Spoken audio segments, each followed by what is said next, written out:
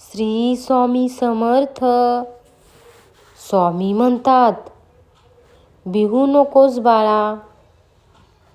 वादळ येतात तेव्हा झाडं मोडण्यासाठी नाही, तर मूळ किती खोल आहे हे दाखवण्यासाठी. जग तुझी परीक्षा घेत असेल, लोक तुझ्यावर हसत असतील, तरीही लक्षात ठेव, मी तुझ्या पाठीशी उभा आहे. तू पडशील, थकशील, रडशीलही, पण हरणार कधीच नाही. कारण ज्या माणसाच्या डोक्यावर स्वामींचा हात असतो, त्याचं आयुष्य कधीच रिकामं राहत नाही. श्री स्वामी समर्थ. श्री गुरुदेव दत्त.